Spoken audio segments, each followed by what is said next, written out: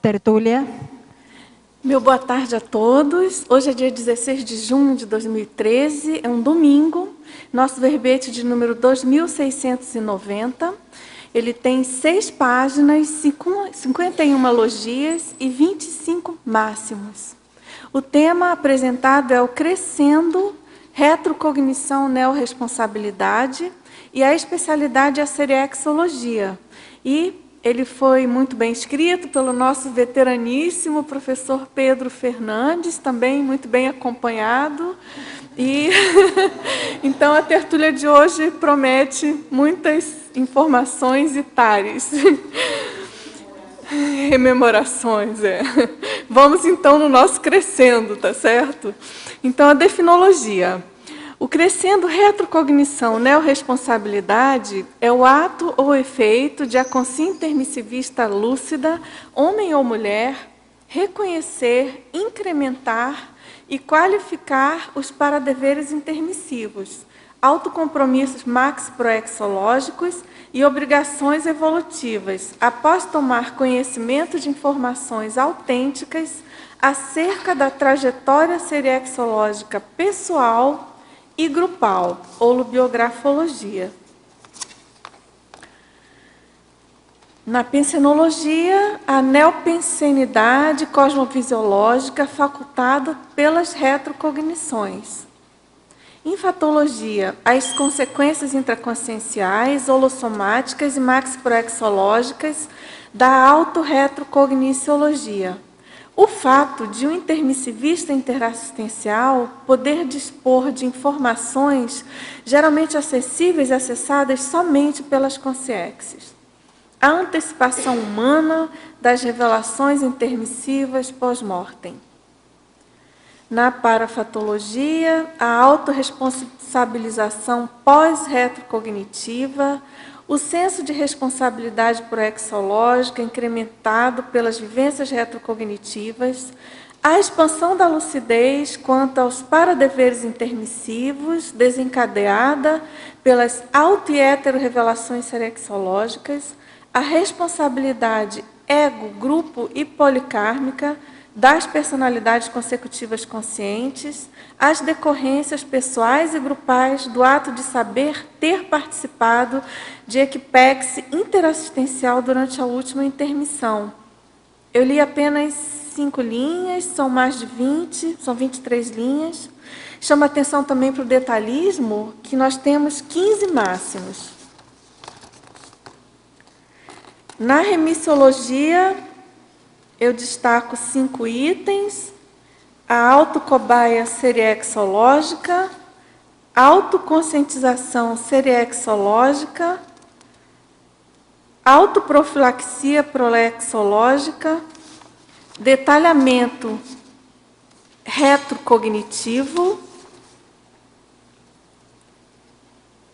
e efeito da autoseriexualidade. Na frase enfática, nós temos: saber acerca do passado pessoal gera enorme efeito no senso de autorresponsabilidade proexológica. A retribuição evolutiva de tal mega-aporte deve ser realizada a cada dia, sine die. Na questionologia, você já pesquisou os efeitos intraconscienciais, holossomáticos e maxiproexológicos das revelações seriexológicas pessoais e grupais? Quais as consequências evolutivas práticas daí advindas?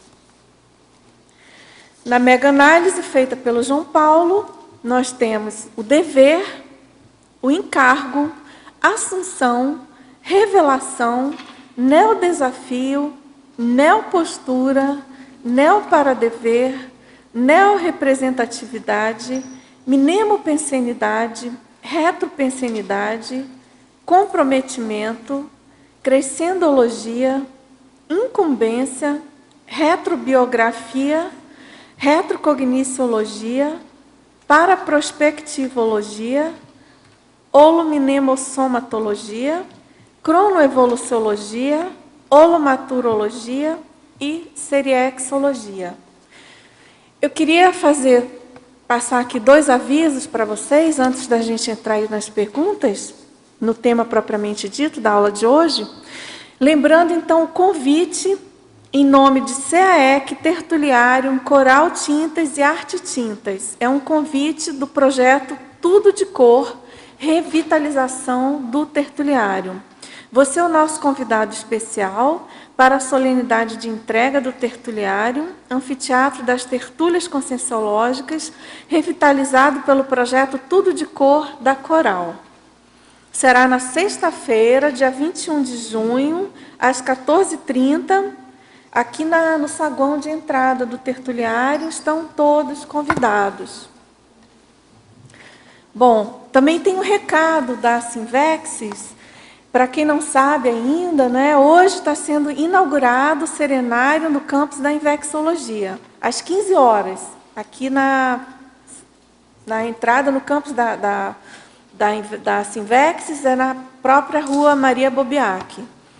Convidamos a todos para participar, pois esta é a última oportunidade para a visitação interna do laboratório.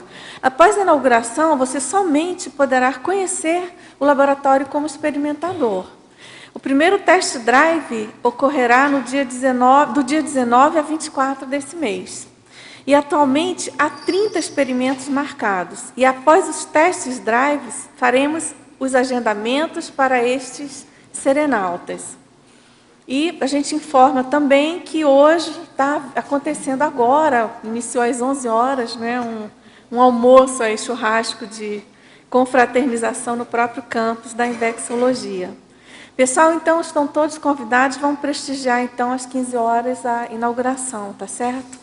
Em busca do serenismo, da serenologia, enfim, tudo de bom. Então, ao professor Pedro, na Mega Pensenologia, na página 1, final da segunda linha. Poderia explicar melhor? Autoproexis crescendo paradeontológico?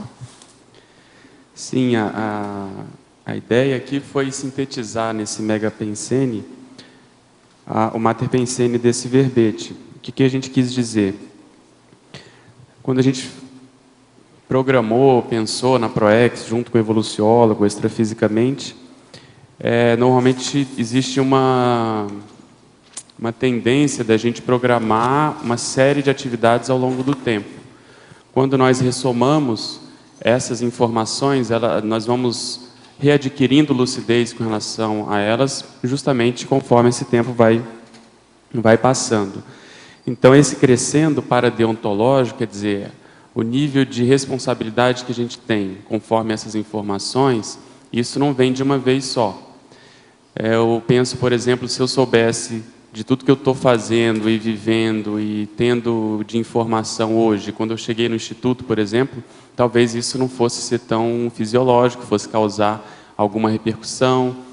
Então, essas informações elas vão sendo disponibilizadas conforme a gente vai, de algum modo, mostrando o serviço, conforme a gente vai exibindo algum fôlego para justamente suportar essas informações. Então, esse crescendo na autorresponsabilidade, ele acontece para e passo às demandas dos amparadores, aos ensejos que acontecem na nossa ProEx. Então, a ideia foi justamente dar essa visão cronológica com relação à responsabilidade. Na Fatologia, página 2, segunda linha, ele pergunta: por que ocorre o fato de um intermissivista interassistencial poder dispor de informações geralmente acessíveis e acessadas somente pelas consciexes? Por ter feito curso intermissivo, há esta facilitação do acesso pela sua interassistencialidade atuante? Eu acho que esse segundo fator é o principal, né? O curso intermissivo é o pré-requisito e a gente tem assim uma condição básica para poder estabelecer as bases da nossa ProEx, aquilo que a gente programou junto também na Max ProEx, mas eu acho que o desempenho em termos assistenciais, conforme ele vai acontecendo, a pessoa já pratica TENEPS, tem alguma desenvoltura com parapsiquismo, se ele encaminha com os processos do epicentrismo, enfim, se ele tem uma liderança mais abrangente, ele começa a dispor, pela ajuda dos amparadores, principalmente, de informações que geralmente ele só teria quando dessomasse. Então, a nossa tentativa é justamente diminuir esse gap da lucidez que nós tínhamos extrafisicamente, e aí com a ressoma ao restringimento, nós perdemos, entre aspas, os cons e vamos readquirindo. Então, esses assuntos, quando a gente mexe com retrocognição, com o processo da genopensenidade que se chama, né, as ideias inatas, essa pensenidade que a gente tinha extrafisicamente, essas informações, quando a gente mexe com isso, a tentativa é otimizar e intensificar essas informações. Então, se nós pudermos hoje dispor de um nível de lucidez mais assemelhado, né, mais próximo daquilo que a gente tinha extrafisicamente, e é uma tendência, né, uma frente forte que o professor Valdo tem trazido muito nas mini-tertúlias, nas próprias tertúlias que ele vinha coordenando, no sentido da gente pensar mais nas comunex avançadas, da gente pensar mais como consciex. Então, esses assuntos nos ajudam a justamente fazer essa afinização e aumentar a nossa lucidez.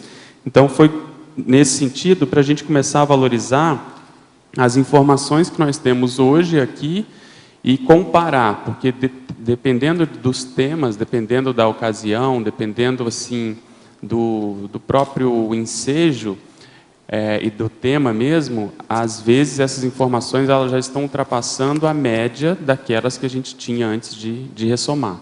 Então, a gente ter lucidez para isso, eu vejo que é o mais importante. E aí, obviamente, como consequência, a responsabilidade aumenta muito, porque a pessoa não vai mais poder dizer que não sabia, que não estava claro, que aquilo não ficou, de algum modo, muito bem detalhado para ela. Então, a ideia foi justamente pontuar essas questões. Agora, em parafatologia, na página 2, sexta linha, você poderia falar das repercussões atuais das visitas extrafísicas às comunexes avançadas? Eu vejo que é mais ou menos dentro da mesma linha. Se a gente parte desse princípio que, eventualmente, durante a intermissão, nós tivemos a oportunidade de fazer essas visitas e a gente começa a sintonizar, por exemplo, faz a técnica de autorreflexão de 5 horas, começa a inserir esse assunto no cotidiano, a gente começa a relembrar, primeiro instintivamente, sem muita nitidez, sem muita lucidez, mas a tendência em que a gente vai firmando essa pensenidade, há uma tendência da gente ir recuperando essas informações. E mesmo que de modo teórico, sem a pessoa lembrar de fato, sem ela ter uma vivência retrocognitiva ou para-retrocognitiva, vamos chamar assim, eu acho que os efeitos são óbvios, porque há uma tendência dela começar a priorizar aquilo que é realmente o essencial. Porque se a gente começar a pensar que nessas comunex avançadas, o nível de manifestação ele é mais predominantemente mental somático, o processo da afetividade é mais equilibrada. Então, todas as manifestações que, de algum modo, fogem a essa tendência, isso vai começar a chamar a atenção, a chamar a nossa atenção, vai começar a saltar aos olhos. E aí a nossa tendência é justamente não dar abertura para isso, não dar brecha. Então, a repercussão maior que eu vejo é a pessoa ficar mais madura intrafisicamente. Isso tende a aparecer nas prioridades pessoais, né? Certo. Ainda na parafatologia, no final da 9ª linha, ele pergunta como realizar a evitação lúcida da para-hipocrisia.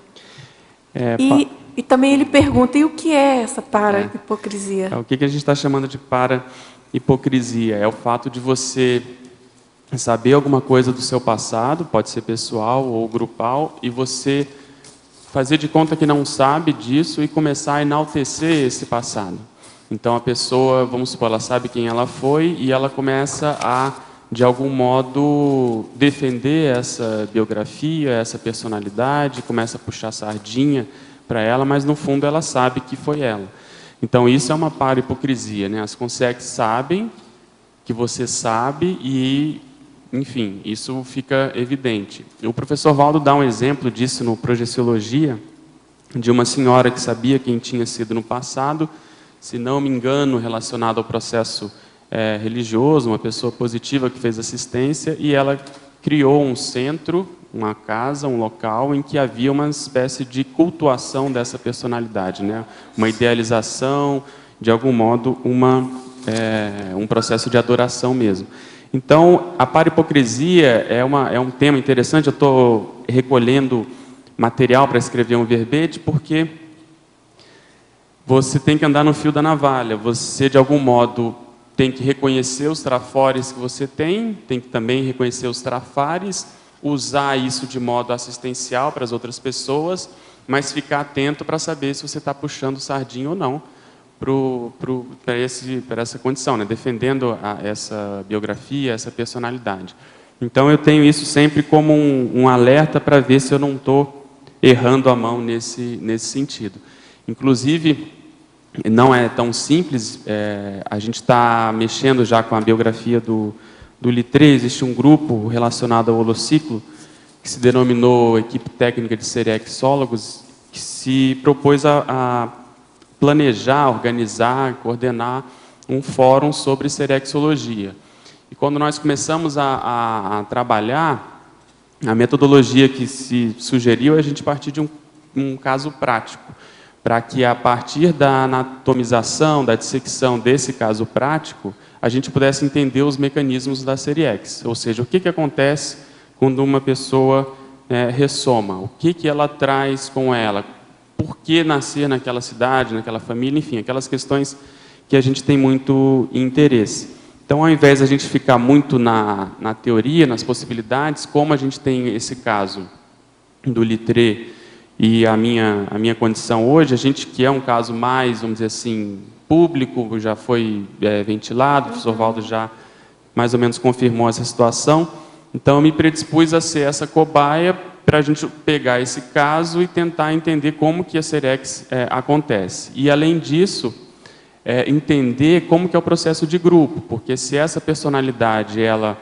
estava na França do século XIX e hoje ela está aqui e ela convivia com determinadas personalidades lá, havia um grupo relacionado, não só o grupo Karma, mas um grupo intelectual, um grupo de convivência, onde estão essas pessoas hoje? Então, o interesse maior dentre outras coisas, a gente vê se essa revelação da personalidade consecutiva desse caso não pode abrir outras possibilidades. Então, os amigos do Littré, as próprias pessoas que também eram contra aquilo que ele defendia, será que elas não estão aqui próximas? Então, isso abre um campo de pesquisa muito interessante, instigante e que gera muita reflexão.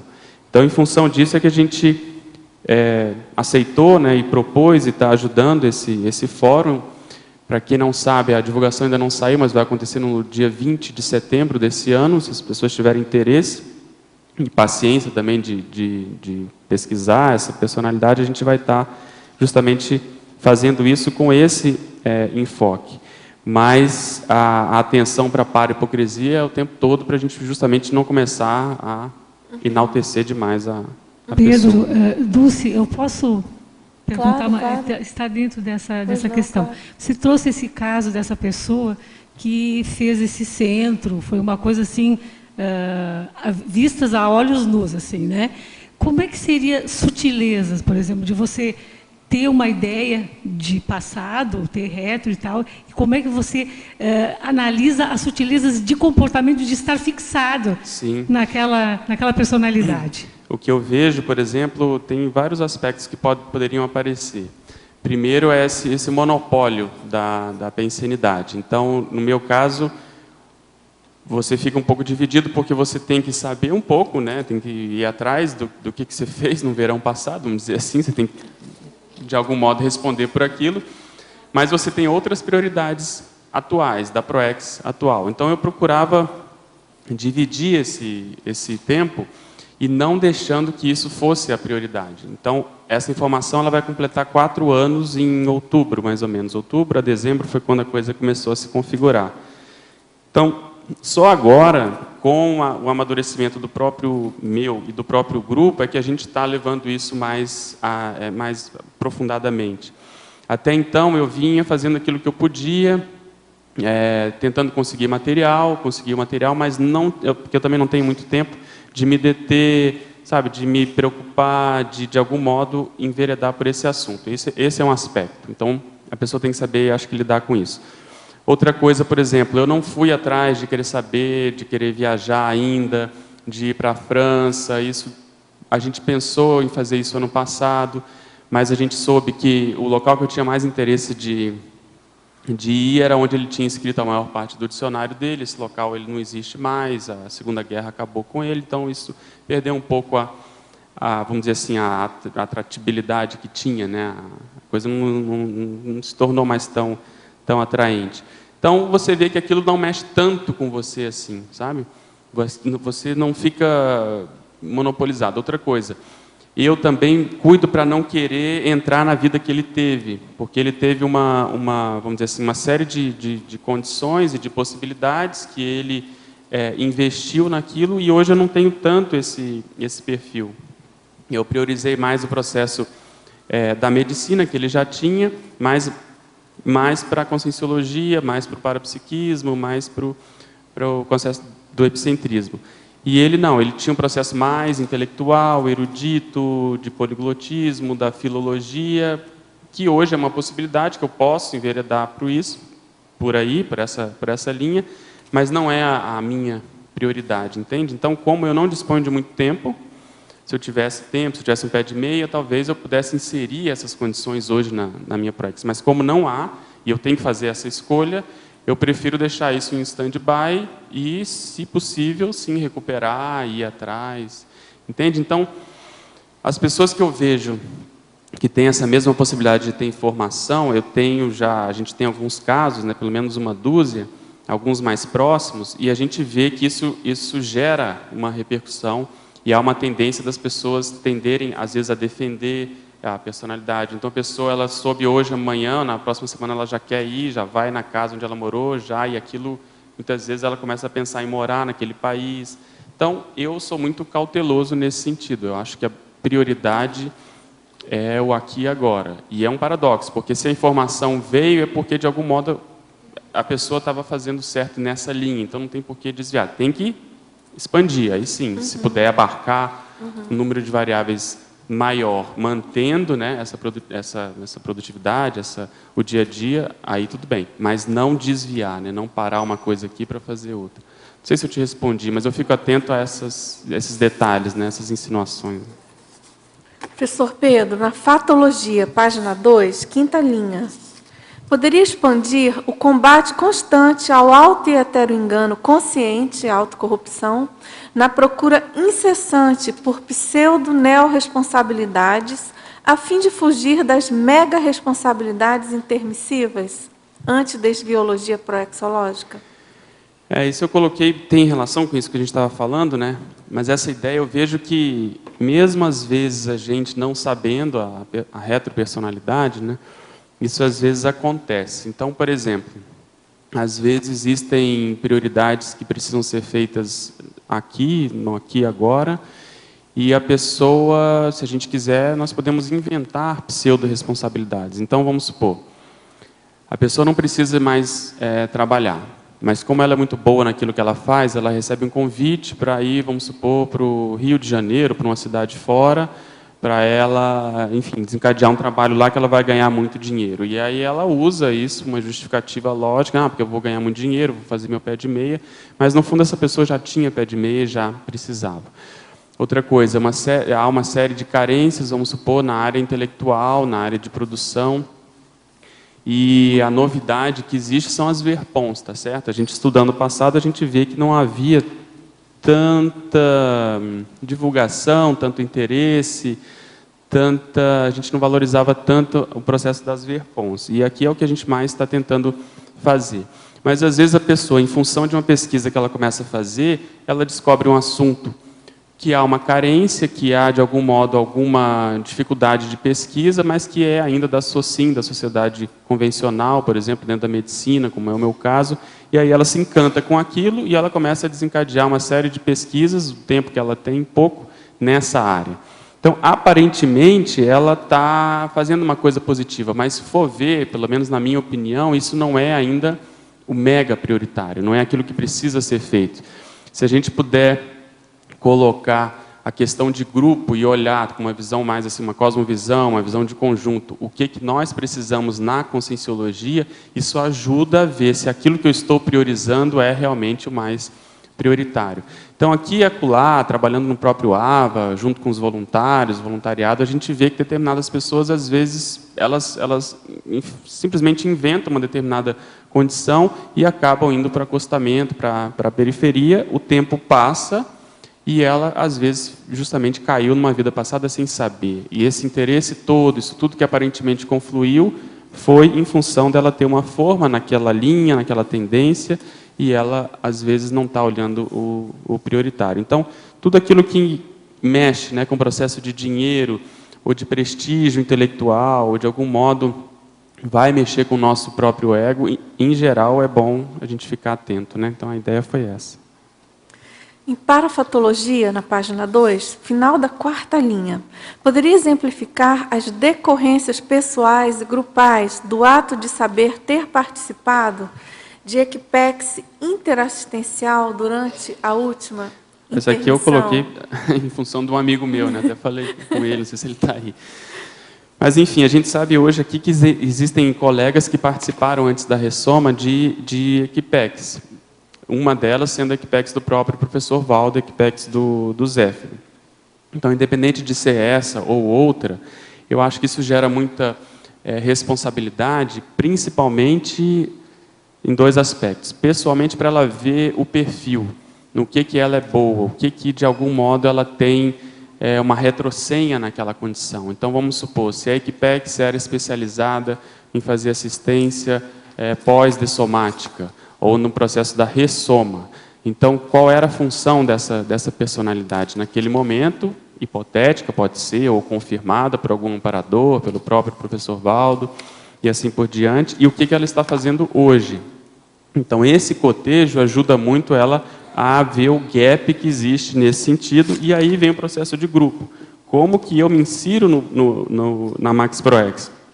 Então, essa subsunção, né, que se chama, essa inserção, o fato da pessoa assumir uma determinada função na Max ProEx, quando ela já tem alguma informação referente ao processo intermissível, eu acho que isso aí é muito sério, principalmente para ela poder fazer o link com a próxima intermissão. Então, se na próxima intermissão a ideia é a gente ser mais, né, se tornar mais profissional da assistência, líderes interassistenciais mais desenvoltos, essa preparação, esse tempo de vida que ainda se tem, ele é fundamental para isso. Então, a ideia foi fazer esse casamento das 2 intermissões, olhando a ProEx atual. Né? Professor Pedro, o mental soma também estaria sujeito a alguma escala evolutiva? Por exemplo, o mental soma da Congerel seria igual ao mental soma do desperto ou não? E por último, complementando, os subhumanos possuem mental soma?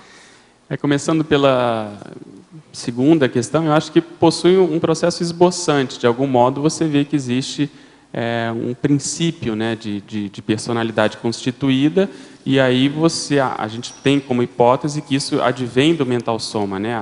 A consciência ela começa a se manifestar a partir do mental soma e depois derivam os outros veículos que são menos avançados.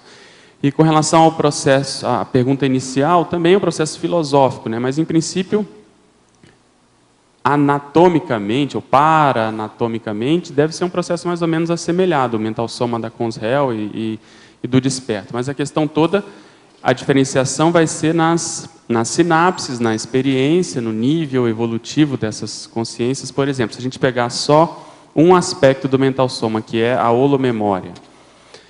Então, a holomemória ela vai refletir a holobiografia desses princípios conscienciais. Então, há uma tendência, se a gente considerar que o desperto, né, é mais avançado que a Consrel, que esse desperto tem uma ficha evolutiva mais positiva, mais, né, cosmoética, mais azul, e o outro vai ter justamente o contrário. Então, nesse aspecto, a gente poderia dizer que ele tem um mental soma mais avançado. Então, não sei se a ideia foi fazer esse tipo de comparação, de discussão, mas é um assunto, até certo ponto, mateológico. Né? Certo. Agora, sobre as retrocognições. Em retrocognições em que identificamos consins de convivência atual, é correto relatar estas experiências às pessoas envolvidas? Eu acho que cada caso é um caso, né? É comum isso acontecer, pode acontecer, de você localizar numa retrocognição personalidades atuais. A comunicação deve ser feita com muito discernimento, ver se a pessoa está preparada, qual o objetivo dessa comunicação, você vai ajudar, ou você quer simplesmente se mostrar, dizendo que você teve um fenômeno, ou aquilo, por outro lado, aconteceu para você fazer um alerta, uma profilaxia dessas pessoas, ou a informação foi só para você, a mensagem foi só para você perceber que vocês estão juntos há muito mais tempo do que você imaginava. Então, eu acho que tem que ter calma, ponderar e ver qual vai ser o ganho de se, vamos dizer assim, de se compartilhar essa informação. Na dúvida, o ideal é se abster e esperar para ver se mais informações, né, se mais retrocognições acontecem, para você poder ter mais confiança de compartilhar. E ele complementa ainda sobre essa pergunta anterior. Poderia comentar sobre a neorresponsabilidade com a pergunta anterior, principalmente em relação a TARES? Eu vejo que quando você insere a TARES, que está adstrita ao processo da conscienciologia, esse fenômeno da retrocognição ele ganha um outro colorido, como se diz, né? um outro valor, porque, em geral, se é uma retrocognição autêntica, existe dedo de amparador por trás. E se existe isso, eles estão visando uma coisa mais a médio e longo prazo. Então, eles não dão ponto sem nó. Então, existe um processo assistencial maior. Então, nesse contexto, eu vejo que a neorresponsabilidade, a pessoa tem que partir desse pressuposto. Se eu tive uma retrocognição autêntica, assim, vamos chamar rasa quarteirão, aquela que a pessoa não tem dúvida, que ela pôde entender a mensagem desse fenômeno, ela pode esperar que a tendência é o trabalho dela aumentar. Então, isso que a gente está chamando de neorresponsabilidade, principalmente no contexto da TARES. Aí a pessoa tem que ver como que está a minha produtividade. A gente deu uma aula lá no curso da Holoteca, a gente falou um pouco sobre isso. Em função desse momento que eu estou passando, de estar inserido nesse contexto aí da série X, né, procurando estudar junto com algumas pessoas, preparando esse fórum, juntamente com a necessidade de escrever mais, de tentar, né, publicar mais, publicar um livro, etc., e, além disso, paralelamente, correndo por fora, existe a condição da desperticidade, eu comecei a tentar unir esses três mater pensenes, vamos chamar assim, né, essas três frentes.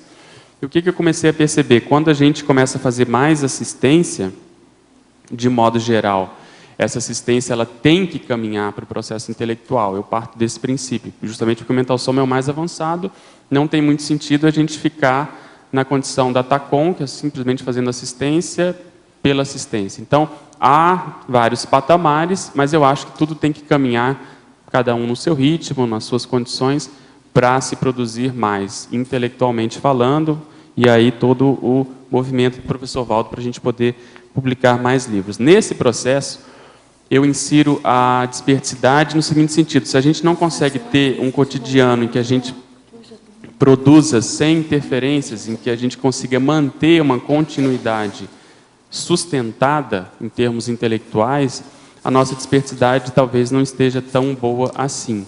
Então, no meu caso, eu meço o meu nível de dispersidade pelo nível da minha produtividade, porque às vezes são influências externas que acontecem, aquilo não estava programado, e dependendo de como eu deixo isso acontecer, como eu vamos dizer assim, me torno mais vulnerável, a minha autodefesa talvez não tenha estado tão boa, aí eu vejo que minha dispersidade ela tende a cair. Se, por outro lado, eu começo a perceber que eu começo a produzir mais no mesmo tempo, ou até em menor espaço de tempo, ao longo não só de uma semana, mas ao longo de vários meses, eu começo a dar uma nota maior para a minha desperticidade.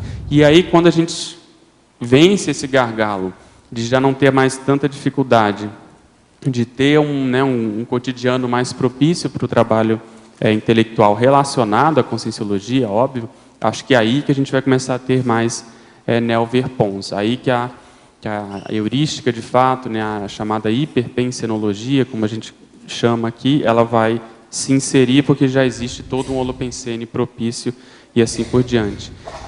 Então, eu acho que a gente tem que começar a correlacionar essas prioridades, né, que é o processo da escrita com o processo da dispersidade, em poucas palavras. Pedro, ainda diante desse assunto que você está falando, e fazendo um contraponto também aí com a condição do Littré, porque ele produziu bastante também, né? Como é que você vê isso em relação à dispersidade dele? Se dá para a gente pensar, porque muita gente também, o professor Valdo coloca que já escreveu muita coisa, esse processo de assédio para escrever uma enciclopédia, um dicionário, e fazendo um contraponto aí com o Nel Verpon. Não sei se queria trazer esse debate aqui para a gente fez só para contextualizar, a gente fez um consim cobaia, né, serexológico, considerando, e esse foi um dos aspectos levantados, né. Sinceramente, eu não sei responder, mas uma coisa que chama atenção é a produção em determinado contexto não favorável, né? Então, no século XIX, tudo estava muito tumultuado, tiveram algumas guerras, teve, enfim, muita coisa contra, e apesar disso, não só ele, mas várias pessoas conseguiram ter uma produção muito grande. Então, quem defende que ele tinha algum nível de dispersidade diz que, para fazer isso, ele tinha que ter um nível de autodefesa muito grande, porque foram quase 30 anos para poder publicar o dicionário nessas condições, e, a certo ponto, a gente não sabe o nível de conhecimento que ele tinha, de energia, né, de instalação de campo, etc. Então, nesse aspecto, realmente tem um nível. Por outro lado, hoje a gente vê que é uma condição ainda circunscrita, né, ainda limitada naquele contexto, ainda, de algum modo, vamos dizer assim, limitada mesmo. Então, hoje, sabendo das informações que a gente sabe, talvez o que tenha acontecido é uma predisposição maior para que hoje a gente possa retomar isso num outro nível e abarcando um número de variáveis maior. O que se sabe, pelo menos do ponto de vista do professor Valdo, né, dos bastidores, é que era mais fácil trabalhar com ele do ponto de vista de consex para consim. E até eu trouxe aqui para ilustrar, existe esse livrinho que ele escreveu no final da vida, na realidade é um opúsculo, né, que a professora Jaqueline Narras traduziu, chama Como Eu Fiz Meu Dicionário. E, na realidade é um relato autobiográfico que conta muito desses detalhes e dessas dificuldades, porque a França foi invadida, eles tinham medo de colocar em fogo, né, nos originais do dicionário, não havia cópia, enfim, tinha todo um certo drama em função disso. E aí, o que a gente observa? Essas informações hoje elas são muito importantes para a gente poder ter noção do passado, mas principalmente valorizar as facilidades que a gente tem hoje, né? Porque hoje a gente não só tem toda essa mega estrutura, como a gente sabe que tem que fazer, né? E no passado foi um processo mais ou menos, não digo instintivo, mas um processo que derivou mais dos próprios interesses, né? Do contexto da época, etc. Então, não sei se eu te respondi, mas eu acho difícil. Não, respondeu porque eu fiquei pensando que você acabou de falar, né? Eu avalio a minha dispersidade conforme a minha produtividade. Uhum. E aí fiquei pensando essa correlação também, já que a gente está debatendo aqui o processo de retrocognição, né? Fazendo uma comparação com o Littré, e a produtividade foi alta. Eu fiquei pensando nessa variável também, né? Nel Verpon, porque né, o Littré escreveu um dicionário que tem repercussão até hoje. Então, é uma produtividade alta. Eu fiz essa correlação dentro do que você estava trazendo. Acho que para todo mundo pensar, a gente debater. Né? O fato de ele ter conseguido publicar, eu acho que é muito sério, porque nada era favorável. Né? Isso aí deve ter contado algum ponto a favor. Né? Agora, pessoal, eu queria aproveitar que hoje é domingo e fazer de novo a leitura aqui do comunicado em nome das equipes da verbetografia, do tertuliário e do holociclo. Talvez algum teletertuliano esteja tomando algum susto, né, com a ausência do professor Valdo aqui. Então, esse é o comunicado. Informamos que, devido à orientação médica, o professor Valdo Vieira reduziu suas atividades a partir da quarta-feira passada, dia 12 de junho, priorizando, então, a escrita da sua obra-prima, agora denominada Léxico de Neopensatas, né? Antigamente, ele denominava Dicionário de Ortopensatas Verponológicas e, por sugestão das consciexes amparadoras, então passa a se denominar Léxico de Neopensatas, de Ortopensatas. Pão de ló. Pão de ló é o apelido que ele fala, né? Léxico de orto pensatus, isso. Então, o professor Valdo está muito bem. Essa foi uma medida profilática para manutenção da sua saúde. Ele, então, não realizará mais as seguintes atividades. Essa tertúlias à tarde, que passam a ser coordenadas, então, pela equipe da verbetografia, né? As mega-euforizações às quintas-feiras, o atendimento no holociclo às quartas-feiras, e também as reuniões, cursos e eventos extras, ele para de realizar.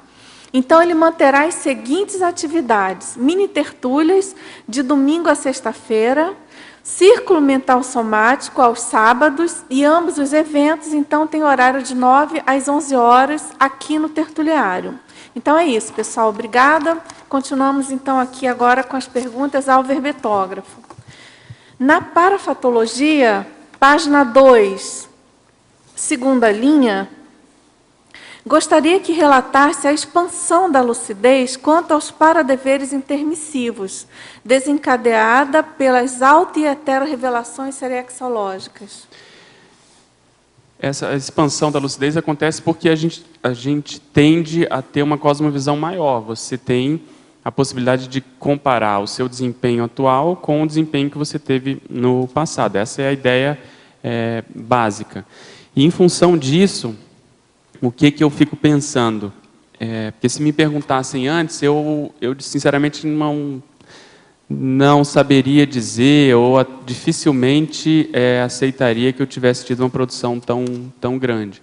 Então, eu acho que esse caso ele foi aberto, como outros estão sendo também, para ajudar a gente a focar, né, em termos assim, está um pouco desfocada a nossa autoimagem, não só pessoal, mas também em termos de grupo. Porque há uma tendência, na média, da gente se nivelar por baixo, da gente entrar no subnível e, de algum modo, se acomodar. Então, eu tenho dito que pior do que você ter uma retrocognição que você fez muita besteira, que isso é o óbvio, é você ter uma retrocognição ou saber de uma informação que você fez alguma coisa muito positiva, mais do que você está fazendo hoje. Então, isso gera uma certa crise.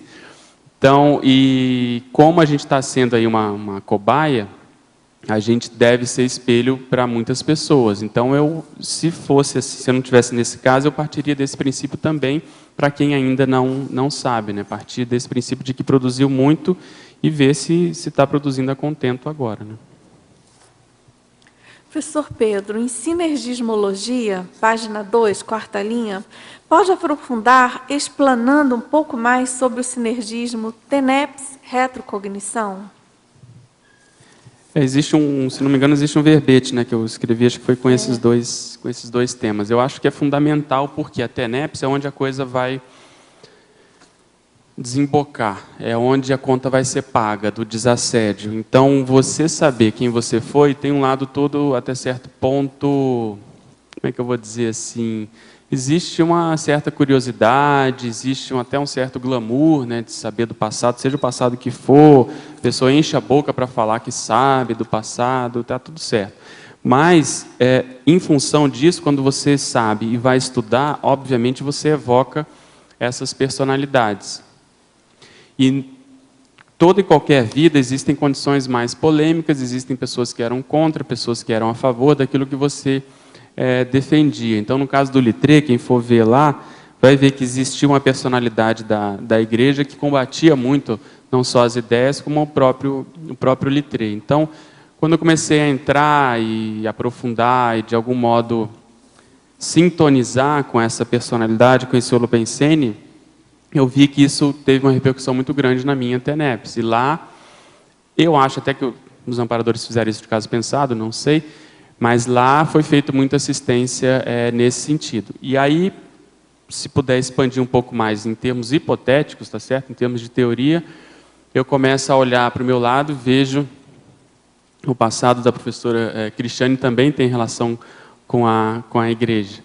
Eu lembro que quando ela estava escrevendo, por exemplo, a tese de mestrado dela, a gente trabalhou com o pessoal da igreja extrafisicamente, ela teve ataque extrafísico dos padres e assim por diante. Então, você começa a pegar o seu caso pessoal e você vai vendo que você está num contexto que, na realidade, ele reflete o passado não só seu, mas o passado de quem convive com você, o passado das próprias afinidades. Então, a TENEPS, eu vejo que ela é fundamental para ajudar a pessoa a manter esse equilíbrio. Senão acontece aquilo que a gente estava comentando antes. Ou a pessoa, ela não suporta, ela pode surtar, ela pode entrar, entre aspas, na vida passada, no sentido de querer priorizar aquilo que ela fez, ela perde o discernimento, enfim, as possibilidades são muito grandes. Então, eu vejo que a TENEPS é o esteio realmente desse processo. Em parafatologia, na página 2, 7ª linha, de baixo para cima, poderia explicar o timing de acesso às ideias inatas intermissivas, a genopensinologia, e às retroinformações intrafísicas, retrocogniciologia, para e passo à fase proexológica pessoal? Então, vamos lá, deixa eu só ler aqui para contextualizar o timing de acesso às ideias intermissivas e às retroinformações para e passo à fase proexológica pessoal. Então, o que eu quero dizer? Eu costumo dar muito valor para o tempo no sentido de marco. Então, por exemplo, quando que eu acessei as informações da conscienciologia? Então, isso tem vamos supor, 1 mês e 1 ano. Depois, quando que eu acessei essas informações do passado? Então, aí você vai ver que existe um delay. E aí, você analisando esse processo proexológico, você vai ver o que eu fiz, que de algum modo desencadeou essa informação, até para você entender a razão de ser dessa informação. E isso, quando a gente coloca no proexograma, assim, lato sensu, você vai ver, você estava na fase preparatória, você já estava na fase executiva, você já tinha dupla ou não, já tinha pé de meia, enfim, todas aquelas variáveis da ProEx, você insere isso e você começa a valorizar mais essa informação. Porque a tendência que eu vejo, dependendo da informação, é ela desencadear determinadas reações conforme a pessoa estar mais ou menos assentada na ProEx. Então, vou explicar. A pessoa que já vamos supor, de casa, já tem assim, um histórico na conscienciologia, ela vai reagir a essas informações de um determinado modo diferente daquela pessoa que chegou ontem e sabe do próprio passado. A tendência é essa. Então, esses dois casos extremos, a pessoa tem que ver o porquê que essa informação aconteceu. Um caso assim que tenha acontecido pelo menos com 3 pessoas, se não me engano, o meu caso, o caso do próprio professor César e a professora Juliana, os 3 estavam na fase de transição da... Então, nós 3, então, estávamos, você me corrige se eu estiver errado, na fase de transição, da fase preparatória para a fase executiva, né, ou consecutiva. Então, no meu caso, eu estava com 34 anos. Então, isso é fundamental a pessoa entender esse momento, esse timing proexológico. Por que essa informação veio agora? E aí, para quem chegou antes ou chegou depois, a pessoa tem que saber se ela, enfim, está no time certo, se não está, se isso é para acelerar, porque essa informação ela pode aparecer em função de diversas demandas, né? Então, isso tudo tem que ser analisado nesse contexto. Então, não sei se ficou claro, mas esse timing de acesso, por exemplo, a pessoa fez um curso intermissivo, quanto tempo que ela demorou para recuperar essa informação? Então, a gente tem casos que a gente conhece que a pessoa estava já na fase consecutiva, já com 50 e poucos anos. Então, por que foi nessa idade ou não, foi no momento certo, enfim. Aí tem todo um contexto pessoal envolvido, mas acho que a própria pessoa ela tem que fazer esse tipo de reflexão, essa é a ideia. Gostaria de saber se o verbetógrafo estudou ou fez algum contraponto do estudo seriexológico com as implicações na infiltração cosmoética, como alguma das atividades proexológicas da Consim. Eu acho que a Seriex, você saber essa personalidade, ela te dá vamos dizer assim, a cognição, a possibilidade de você compreender a ProEx atual, pelo menos as bases da ProEx atual, ponto. Se na ProEx atual existe essa tendência, existe essa demanda, existe esse encaminhamento para um determinado tipo de infiltração, por exemplo, no caso da Juliana, com relação à África, obviamente que isso vai dar muita força. Então, vamos supor que a minha Proex estivesse totalmente relacionada ao internacional e eu tivesse, por exemplo, toda uma formação da língua francesa atualmente. Eu acho que a minha tendência seria voltar para lá, nessa vida, para poder fazer um trabalho lá, como infiltrado, entre aspas, ou como, de algum modo, sabendo que eu fui o litré. Então, a forma holopensênica lá, eu acho que seria a meu favor, porque, de algum modo, a gente se saiu bem lá.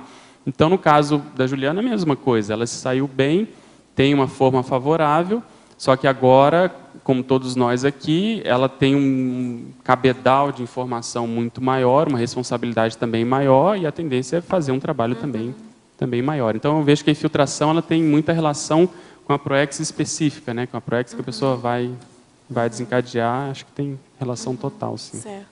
Agora, na parafatologia, na página 2, sexta linha, poderia fazer algum comentário sobre as projeções lúcidas vexaminosas enquanto remédios proéxicos? Sim, eu estou chamando aí de proexoprofilaxiologia, né? Eu acho que isso é um recurso que os amparadores utilizam para justamente calçar determinadas etapas da Proex. No meu caso, o que tende eu lembro assim de duas ocorrências bem marcantes e que o denominador comum foi a falta de antecipação da minha parte, ou pelo menos de vislumbrar que aquilo seria a ocorrência natural para mim. Então, eu tirava o meu corpo fora simplesmente por não considerar aquela possibilidade. Então, acho que eu já contei aqui, uma delas, eu era ainda mais novo, eu era voluntário lá em Brasília, era o braço direito da coordenação da unidade na época, e fazia medicina, tinha uma vida totalmente atribulada, e eu saio do corpo no meu quarto, me distancio assim, bem lúcido, começo a perceber como se fosse uma força assim, que veio do lado direito, aí eu olhei, e apareceu uma senhora muito positiva, assim, muito cândida, assim, olhando fixamente para mim, e pela telepatia ela falou: você já considerou, já ponderou, já se colocou na posição de coordenador, você já se viu nessa, uma coisa assim. E aí eu fiquei pensando naquilo, falei, não, aí voltei para o corpo, fiquei, não, mas aquilo não entrava na minha pensanidade. Isso foi de quarta para quinta ou quinta para sexta. E aí no sábado a gente tinha uma reunião, a coordenadora estava coordenando essa reunião da unidade, e ela simplesmente falou: olha, eu vou precisar me ausentar, tchau, estou saindo, indico o Pedro para assumir a coordenação, um abraço a todos, tchau, e nunca mais eu vi. Sim, vi muito tempo depois, né? E aquilo para mim foi muito impactante, porque se eu tivesse antecipado, se eu soubesse, se eu já tivesse me preparado, eu acho que poderia ter desempenhado essa função melhor. Eu assumi já sem trauma, porque se não tivesse tido esse aviso, isso teria sido muito mais sério, muito mais impactante, e a gente fez o trabalho lá da forma que deu. A gente era muito novo, não tinha tanta experiência, mas acho que eu me saí bem. E outra situação, ainda estava em Brasília, eu saio do corpo, vou lá para um hotel, e é como se estivesse acontecendo um SCP-2, nesse próprio hotel que a gente fazia SCP-2 em Brasília. E aí eu começo a ver os amparadores lá, a gente assim, acessível, próximo, como se estivesse preparando o ambiente.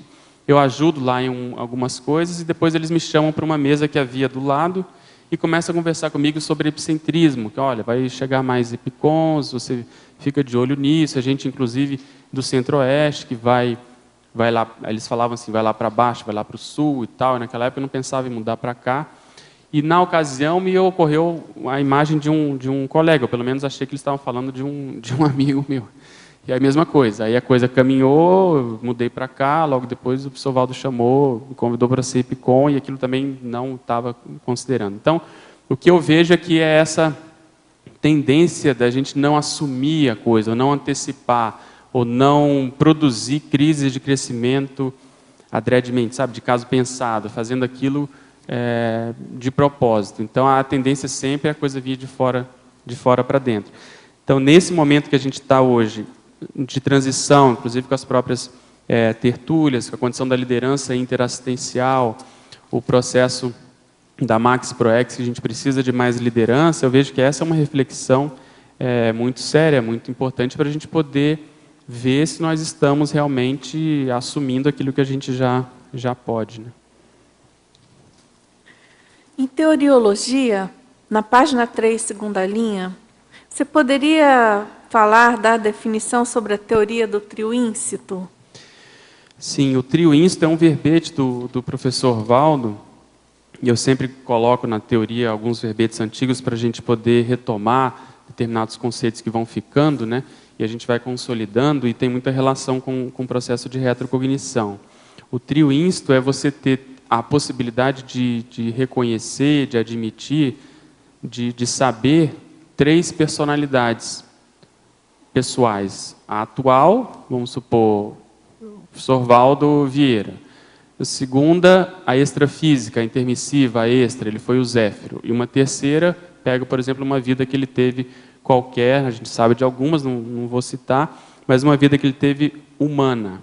Então, no meu caso, tem o Littré, tem o Pedro, e se eu tivesse uma personalidade, uma identidade extra, uma identidade intermissiva, seria essa terceira personalidade, essa terceira elo aí da cadeia, né, do triângulo. Então, isso gera muita responsabilidade. Como nós estamos avançando, eu acho que, como eu comentei antes, não vale a pena a gente tirar o corpo fora. Então, pelo menos considerar, será que eu tenho uma identidade extra, uma identidade intermissiva, qual seria, em que linha, em que área, que tipo de assistência eu devo ter feito, etc, etc. Em tecnologia, na página 3, segunda linha, poderia expandir mais sobre a técnica interassistencial de se banir as reclamações? Eu vejo que isso ajuda a gente a ter ajuda dos amparadores. Por que isso está aqui nesse verbete de retrocognição? Porque se as coisas estão do jeito que estão, elas têm a sua razão de ser e a pessoa é a principal responsável, tá certo? Se por um lado ela está recebendo mais informação, ela vai ter que responder mais por isso. Se ela não tem essa informação, isso também deve ter sua razão de ser. E se tem alguma dificuldade qualquer, a mesma coisa. Então, no contexto da personalidade consecutiva, antes do meu próprio caso, a gente teve acesso a alguns casos assim, diferentes, até mais chamativos do ponto de vista da história, e aí eu vi muita gente reclamando, fala, poxa, mas eu estou aqui há tanto tempo e eu não sei nada do meu passado, como é que pode? A pessoa chegou ontem e sabe e tal. Então, esse tipo de reclamação, que eu considero ainda muito egóica, denuncia justamente o fato da pessoa, por que a pessoa não tem informação, entendeu? Então, a espontaneidade, muitas vezes, ela é muito diagnóstica, porque a pessoa está reclamando de uma coisa, a princípio tem uma lógica, mas se a gente for aprofundar, ela não é tão lógica assim, tão profunda e principalmente tão cosmoética assim.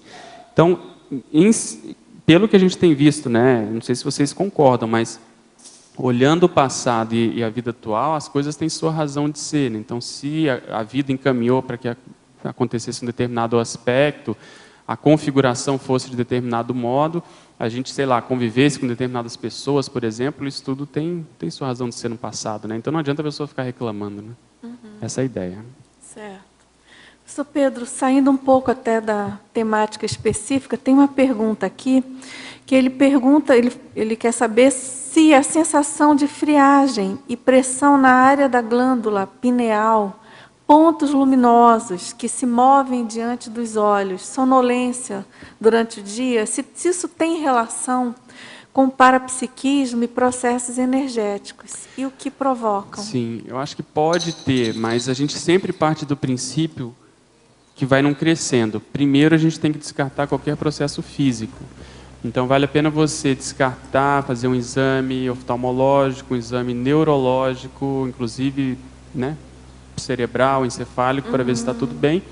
Estando tudo bem, você coloca essa possibilidade que é o processo parapsíquico. E aí, o que eu sugiro é você intensificar o trabalho com EV, trabalho de esterilização de energias e ver o que acontece.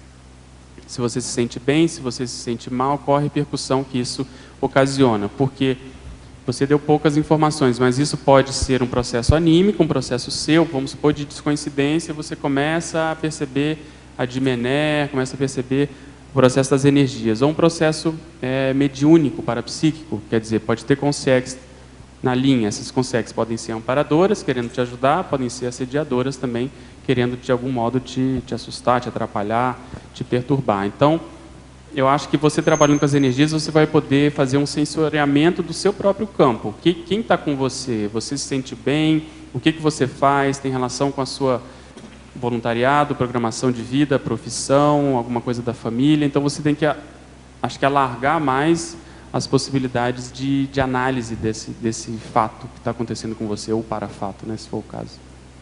Ok? Pedro, aqui na sua frente, página 4, sindromologia. Tem 2 itens. Um você comentou já, eu gostaria que aprofundasse mais, que é a profilaxia da síndrome da subestimação, relacionada ao tema, né? E a terceira ali é o banimento da síndrome da autossantificação aplicada às pesquisas serexológicas. Essa última, o banimento da síndrome da autossantificação, tem a ver com aquilo que a gente falou da para-hipocrisia, né? Porque, vamos supor, a pessoa tem uma autoestima baixa, que por algum motivo, um processo, às vezes, de criação, um processo, sei lá o quê, de pusilanimidade, ela tira o corpo fora.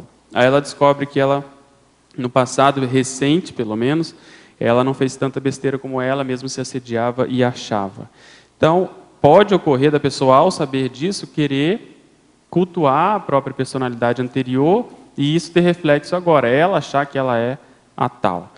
Outra coisa que eu já vi é a pessoa que sabe quem foi no passado, esse passado não é positivo, não tem tantos méritos assim, mas dependendo de como você olha, a pessoa consegue encontrar um aspecto positivo e ela quer que aquilo seja a síntese de todo o processo. Então, é uma nesga, um ângulo, um prisma desse processo de autossantificação. Ela está batendo palma para ela mesma e, ao invés dela reconhecer que a média ali talvez não tenha sido tão cosmoética, tão positiva, ela pega um aspecto que foi positivo e ela só fala naquele aspecto quando ela se refere a essa personalidade. Então, dentro disso existem várias possibilidades, não só aquela clássica que se conhece, o professor Valdo fala, da santificação da pessoa que realmente foi da Igreja Católica e reconhece, e ela quer hoje repetir essa vida dentro da própria igreja. E o processo da subestimação, eu vejo, é isso que a gente comentou, é aquele paradoxo. Às vezes a pessoa produziu mais no passado do que ela está produzindo aqui. Agora, é muito difícil avaliar, porque não é um processo linear, né? Até ontem eu estava conversando com uma pessoa amiga. Com o curso intermissível, eu vejo que a gente alargou os nossos horizontes, né? Então, a gente começou só de colocar multidimensionalidade, isso aí defasou uma série de coisas. Então, você vê no meu caso, se fosse olhar linearmente, assim, por um processo da lógica convencional, era para eu ter tido muito mais aportes do ponto de vista mental somático, eu penso, por causa olhando só a vida do Littré. E eu tive muito mais aportes do ponto de vista parapsíquico.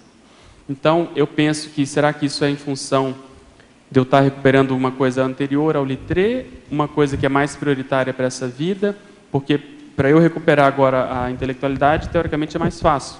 E o mais difícil para mim seria justamente ter dado conta dessas novas variáveis, entende? Então, se você olhar do ponto de vista e for comparar, aparentemente eu estou muito defasado do ponto de vista, e realmente estou, não nego isso, já devia ter produzido e publicado livros, está tudo certo. Mas, pelo menos a plataforma de lançamento ela está um pouco mais vasta do que era antes, entende? Então, na hora de fazer esses cotejos e comparações, quando você coloca as variáveis nossas aqui, é difícil, porque aí você defasa. A gente não sabe a repercussão, vamos supor, de um verbete, de um artigo do passado, né? Como é que isso tem repercussão, reverberação, né? Pedro, só um ponto aqui em cima disso que ele estava falando agora. Você falou a questão dos aportes, né? Mas, pela lógica dos aportes, eles vêm em função da ProEx. Sim, sendo a sua... Que é a prioridade atual. É, a prioridade. Sim. Então, sendo a vida atual, está muito relacionada com o parapsiquismo, Tem e é toda a claro, lógica, mantém o processo da intelectualidade, mas há um upgrade nesse sentido, está bem dentro Não, sim. dos aportes Isso. serem mais dentro dessa linha. Mas aí é o cuidado na hora de querer comprovar uma vida com a outra e achar que não bate. Porque Isso o que eu queria dizer. aporte Exatamente. não é necessariamente em função da vida Isso. anterior. Quer dizer, não é Exatamente. necessariamente, não é. Não Pelo tem. menos Não é. pela hipótese que a gente coloca, Tem que ver com a neo-tarefa, com a nova ele ProEx. é em função da tarefa. Quer dizer, a gente faz até a analogia que ele é uma ferramenta, um instrumento para aquele ofício que a pessoa vai exercer. Então, por essa lógica, Claro que o olhar para trás é importante, né, porque há uma raiz, inevitavelmente, mas é muito em função da... Isso. Então, aí no cuidado, é isso que eu queria ressaltar. Quando vai se estudar a série X e comparação, tem que se olhar isso. Mas às vezes a pessoa veio, no caso da Juliana tem muita relação, mas às vezes ela poderia estar na África e não tem nenhuma relação com o passado dela recente na África. Vamos supor que a nova ProEx era para ela desencadear um processo ali.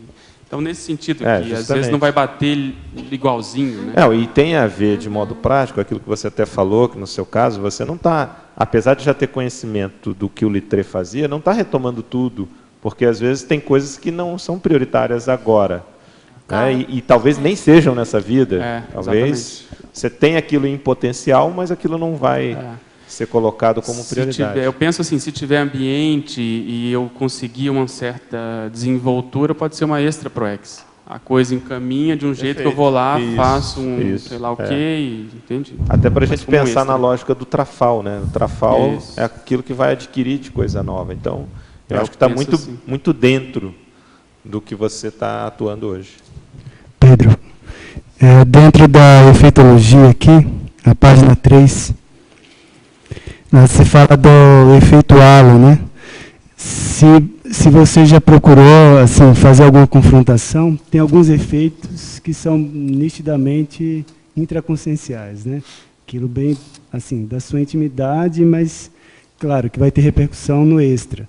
Se você já procurou fazer esse contraponto em relação ao extraconsciencial, aquilo que diz respeito mais ao grupo, que é que está em torno de você, e intraconsciencial em termos dos traços, né, mesmo de personalidade. É isso mesmo, eu divido dessa forma.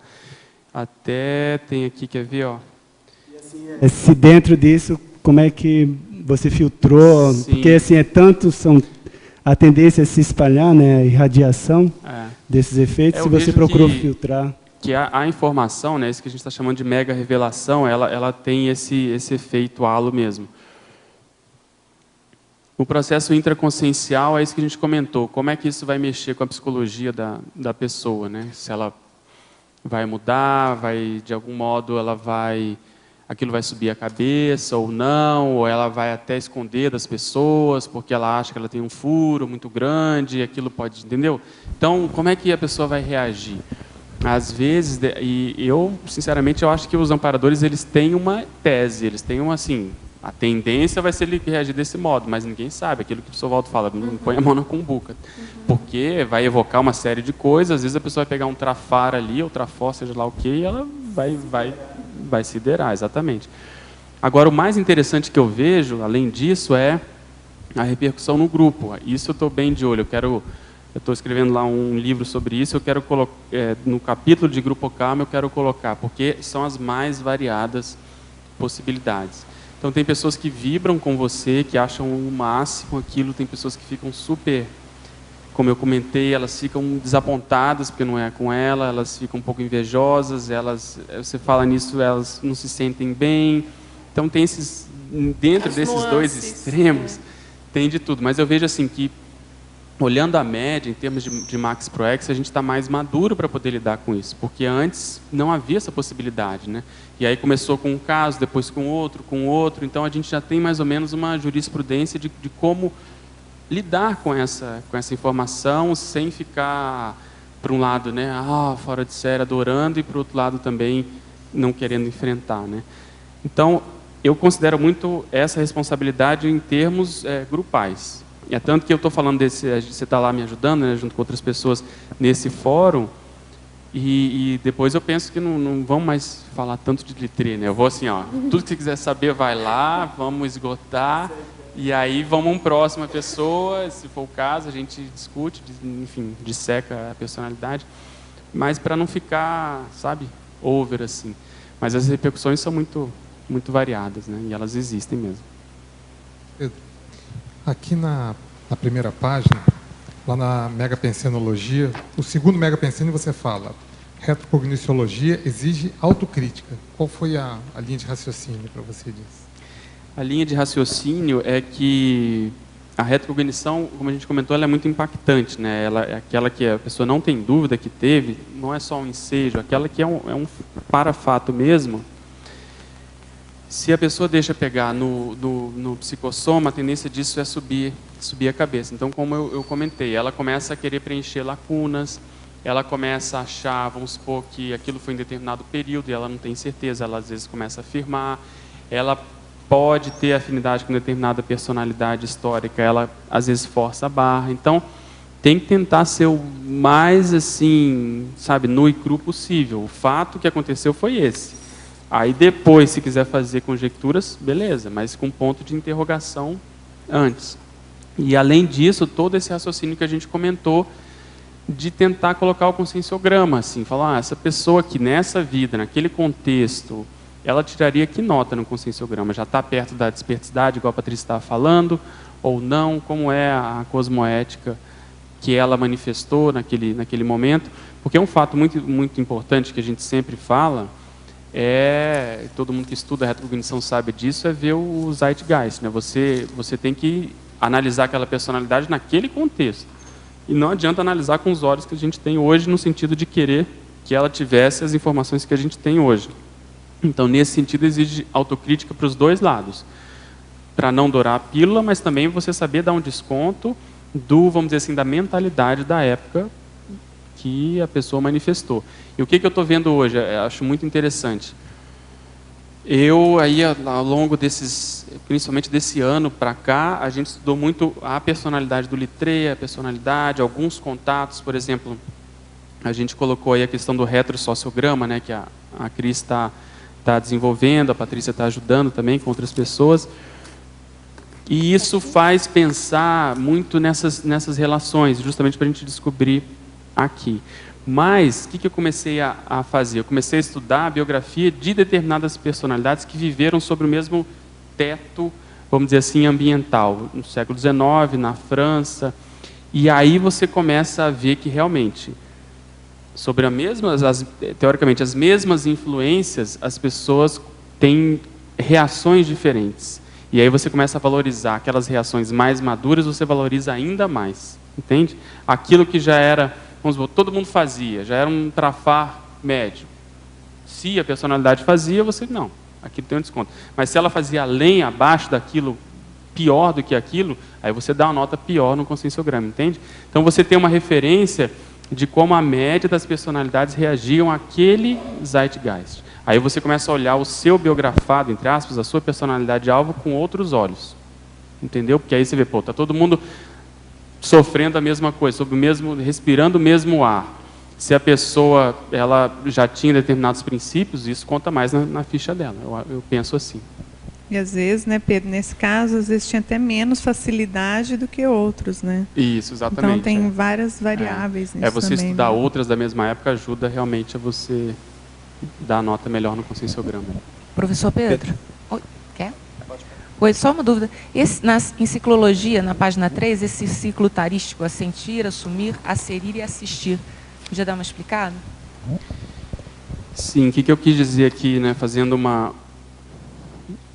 brincando aí um pouco com as palavras. Assentir a pessoa você tem que admitir, né? Você tem que, de algum modo, reconhecer.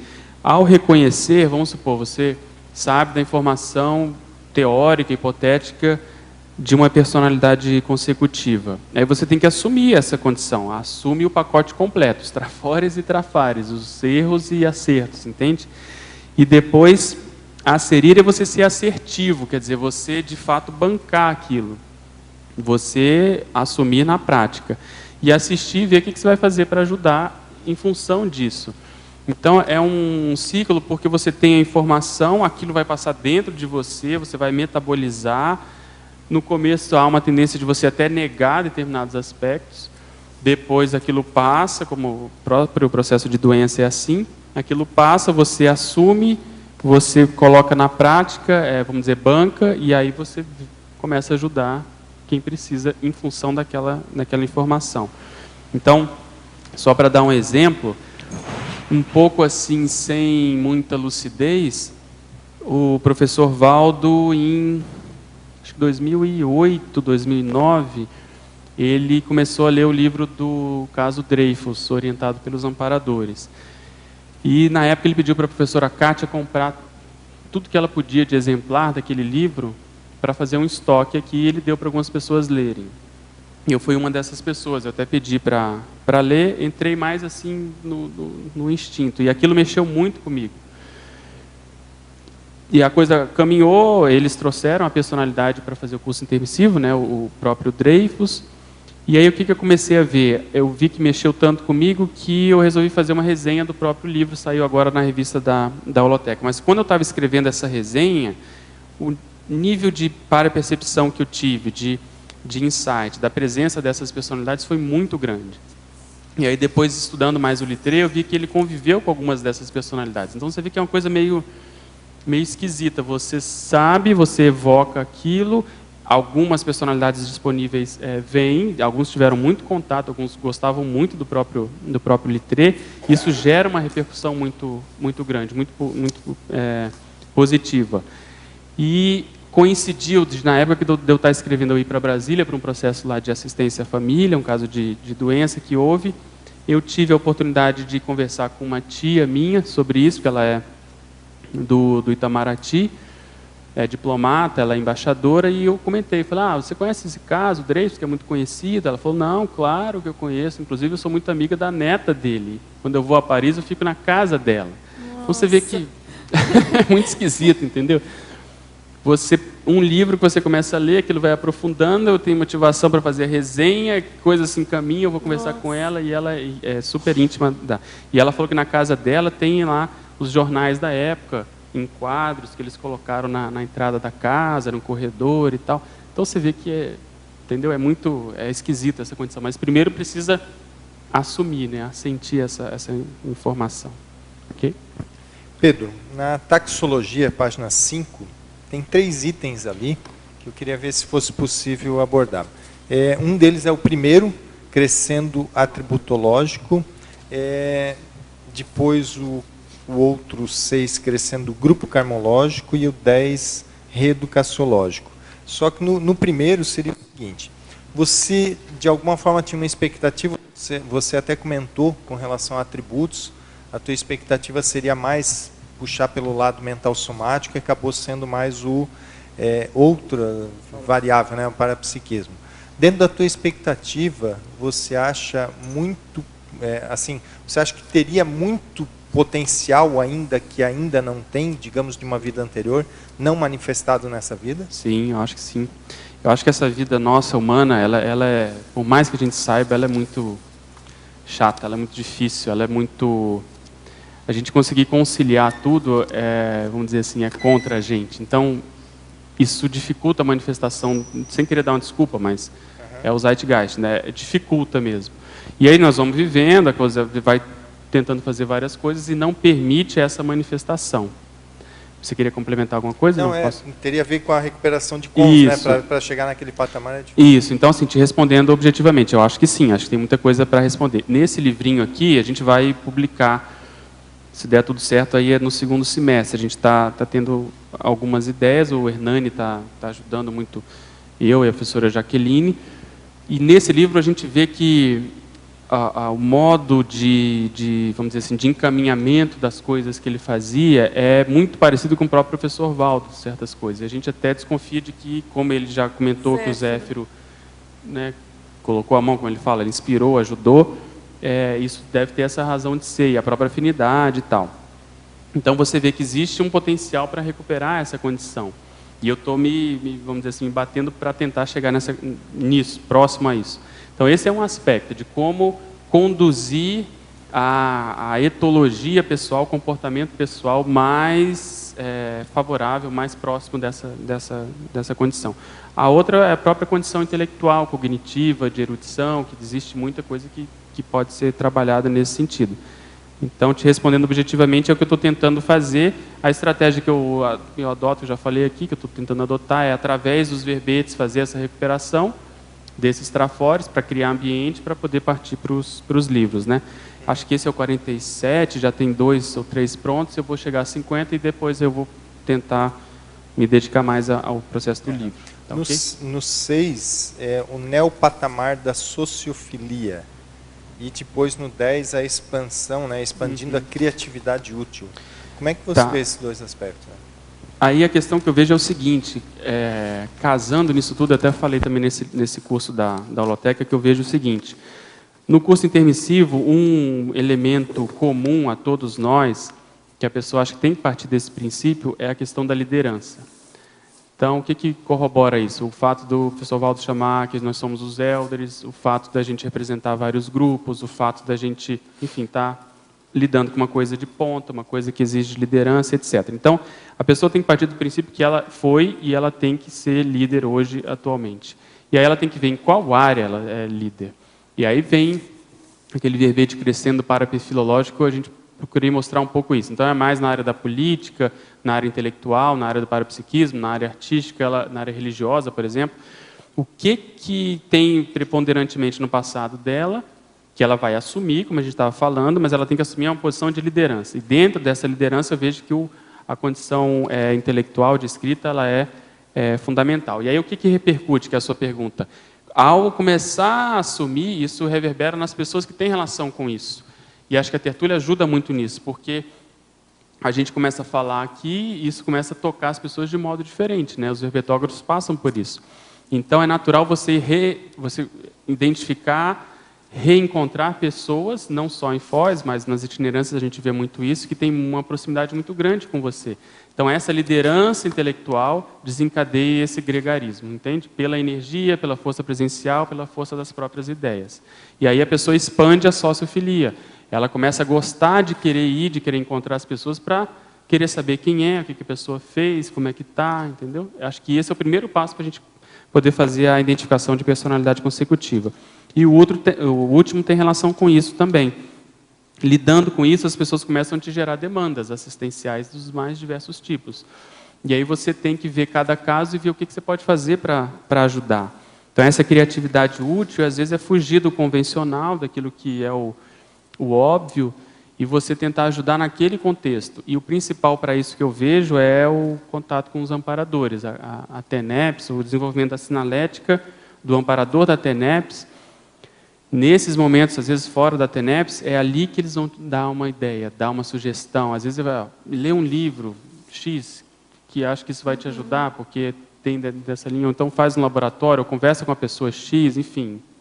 Vamos comer alguma coisa. Às vezes é só um processo de convivência. Então, acho que nesse sentido que eu quis traduzir isso daí. Professor Pedro, você hesitou em escolher sua profissão ou a medicina estava clara em sua mente desde cedo? Não, o problema é o seguinte, de pequeno o que eu queria era ser diplomata para viajar e mexer com línguas. E aí eu conversei com essa tia minha e ela mais ou menos me motivou, me abriu o olho para alguns aspectos, mas a questão toda foi que eu entrei no Instituto muito cedo. Entrando no Instituto, falando de assistência, aí eu pensei, o que me motivou mesmo foi dois aspectos. Eu falei, não vou estudar para medicina, que eu estudando para medicina, como é um dos mais difíceis, eu posso, se for mudar, vai ser mais fácil pegar uma coisa que é menos concorrida. E o que mais me motivou de fazer medicina, além do processo assistencial, é que você estudava por mais tempo, era o curso mais longo, e eu ia precisar estudar por toda a minha vida. Então, esse foi o principal que me fez estudar a medicina. Ao verbetógrafo, iniciei a pesquisa semana passada sobre minhas outras vidas, após ter tido uma projeção onde estava na Alemanha, mas não era alemão. Foi muito real e anotei tudo. Desde então, estão aparecendo muitas situações referentes à retrocognição e as tertúlias também estão abordando este tema nessa semana. Como iniciar uma pesquisa sobre personalidades consecutivas? Eu acho que é por aí. Você já tem um país, por exemplo. Então, dentro desse país, você tenta estabelecer, se não souber, você faz de caso pensado, define uma época. Uma época que você tem afinidade, que você tem algum conhecimento, uma época que de algum modo te atraia. Vamos supor, século XIX, século XVIII, etc. E você vai ver que quem viveu na Alemanha nessa época, e pelo que eu entendi que não era alemão, né, o que passou por lá.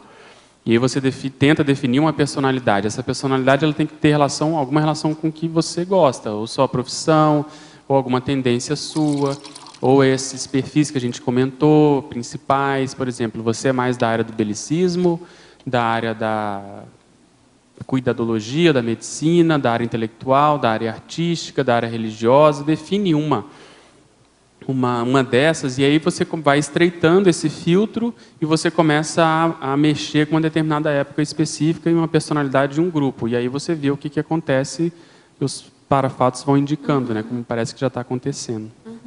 Certo. Agora, ao verbetógrafo, em megapensenologia, página 1, terceira linha. Favor explicar o megapensene maxiproexologia para direito aplicado. Poderia explanar? Sim, eu vejo que o exercício da maxiproex é a gente compreender o paradireito na prática.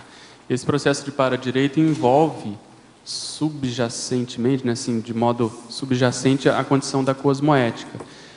Então, no nosso caso aqui, o fato de você saber fazer assistência, saber o limite assistencial, saber reconhecer as pessoas que têm relação com o seu passado, não reclamar do fato de você não ter determinadas informações, por exemplo, o fato de você ter alguma dificuldade, ingresia, alguma coisa que esteja te dificultando na vida atual. A condição da convivialidade é muito séria na MaxProEx, porque, como o professor Valdo brinca, CCCI significa cacique, cacique, cacique e índio, né? Tem um índio para 3 caciques, né? Então é muita liderança junto, é muita gente com personalidade forte.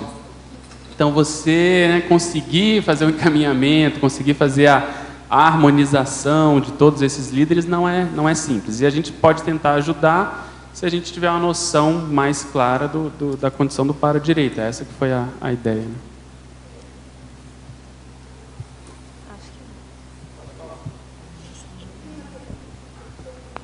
Tá ligado?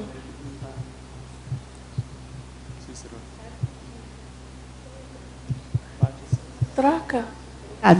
Tá. Foi. Eu tenho um conflito que muita gente tem triângulo e eu tenho um quadrado aqui. São retrocognições da Espanha,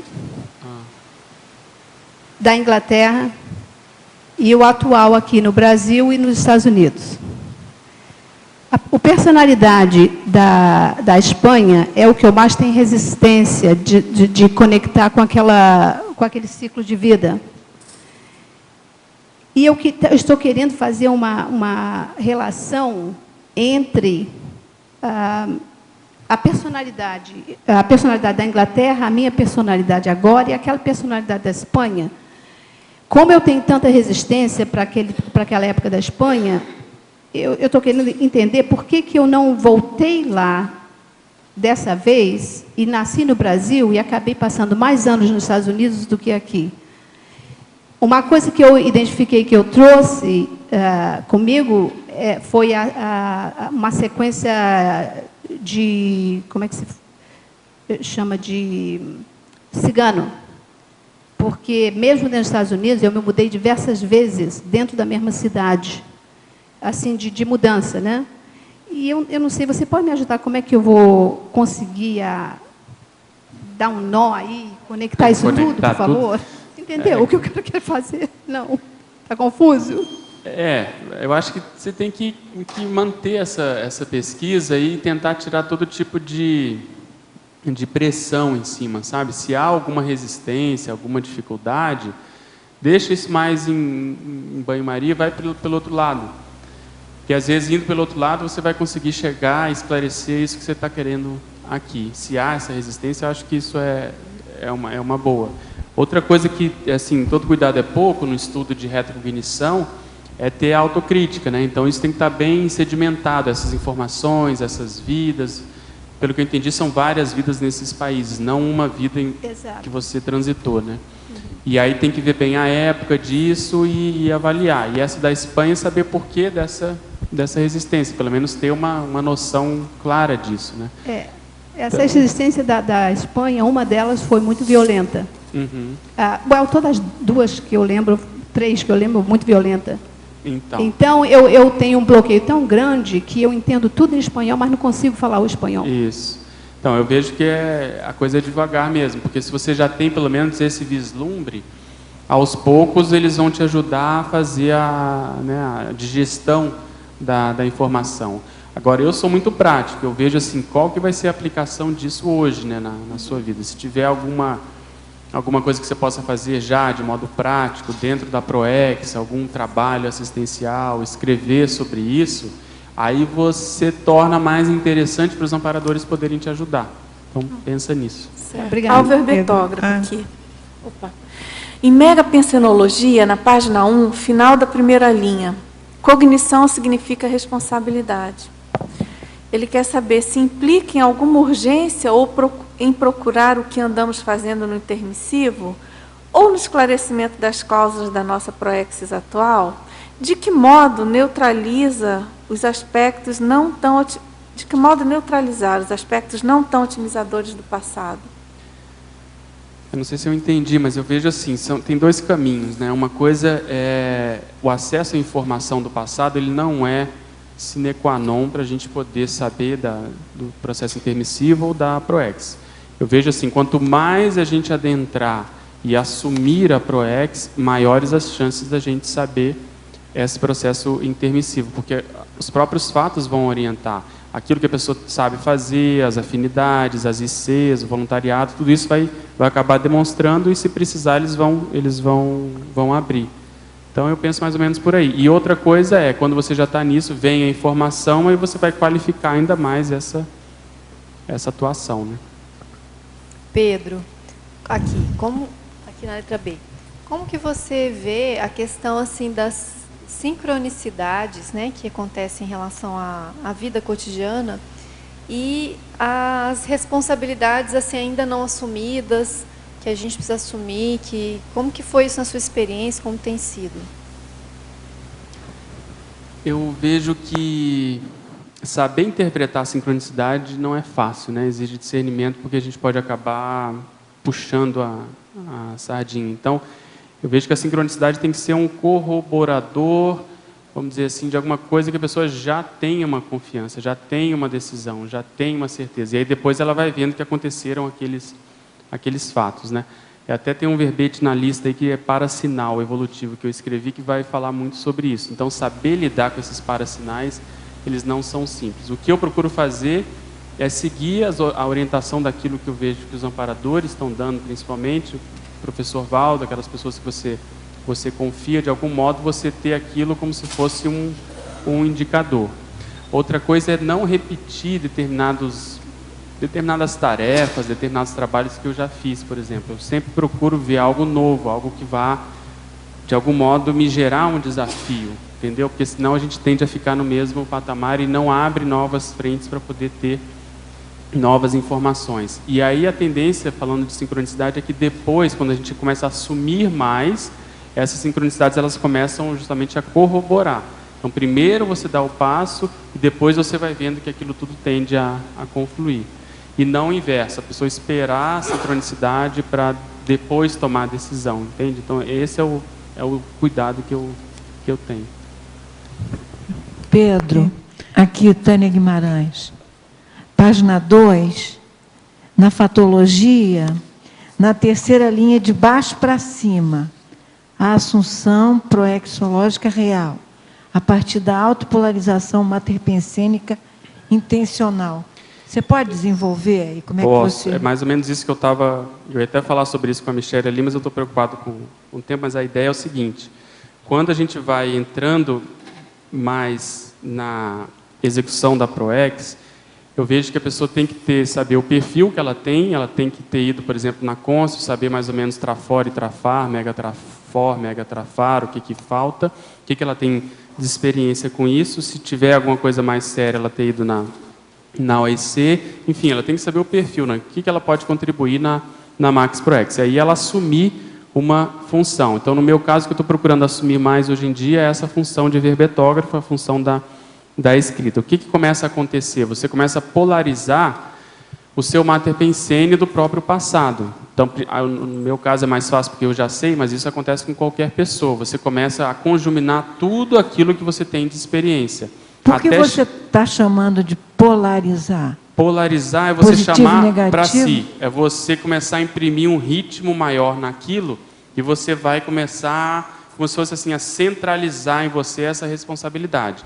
Então, no caso da escrita, eu vou aumentar a produtividade num ritmo maior, isso vai ecoar, vai gerar a sincronicidade que a gente estava falando nas pessoas que têm relação com isso, daí a formação, por exemplo, desse grupo, daí uma série de sincronicidades que vão acontecendo, e você vai entrando mais no seu próprio passado, na sua própria trajetória serexológica, só que em outro nível.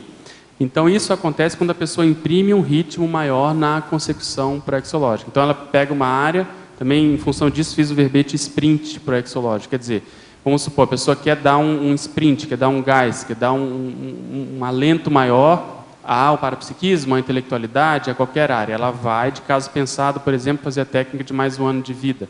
Então, ali ela vai concentrar os esforços de caso pensado para ela se tornar uma referência naquela área. E se ela tiver uma holobiografia afim, de fato, ela tem uma trajetória nesse sentido, isso vai reverberar no grupo inteiro. Certo. Pedro. Acho que essa é a última, né? Essa é a nossa última pergunta, então, por hoje. Que a gente vai ter a apresentação da prova da imagística, não é isso? Isso, como usual em todos os anos, se termina um pouquinho mais cedo a tertúlia e a equipe, então, da prova faz a apresentação. Vamos lá, então. Tá. Aqui na parafatologia, você fala as pesquisas do grupo Karma mais próximo funcionando paradoxalmente, em modo de cartografia holobiográfica pessoal. É bem no meio aí, mas eu queria saber se você chegou a pesquisar, se você pode falar disso, como é que você vê o grupo Karma, porque eu acho isso para mim ainda confuso. Difícil, né? Não, eu acho que depois a gente pode conversar com mais detalhe, mas fazendo a árvore genealógica pessoal, eu descobri muitas coisas que agora foram corroboradas com a própria informação do Littré. Então eu vejo que tem muitos políticos, por exemplo, tem gente que mexeu com lexicografia, tem pelo menos 2 lexicógrafos na família da minha mãe, que é quem eu tenho mais afinidade, então, sabe, tem muita informação. E a própria família nuclear também, acho que é mais sério do que a gente consegue enxergar, né? Que às vezes a abordagem não é tão boa, a gente não consegue ter informação, né? Pessoal, agradeço a participação do professor Pedro, dos tertulianos, de todos vocês aqui presentes. Até a próxima tertúlia. Eu passo a palavra, então, aos professores Roberto Laing e Nara Oliveira, responsáveis aí pela equipe da prova da imagística, tá certo? Obrigada. Obrigado. Pessoal, nós temos aí, aqui uma síntese, estamos publicando hoje os resultados da prova. Lá embaixo está fixado a lista, né, com as notas e os respectivos alunos. E aqui a gente preparou uma síntese com os dados, tanto dessa prova como comparativo, para a gente ter uma ideia como é que está o andamento da participação na prova da imagística. Essa que foi a 5ª de Foz, 7ª no total, não é isso? Exato, 2 edições na área C, 5 edições aqui em Foz do Iguaçu.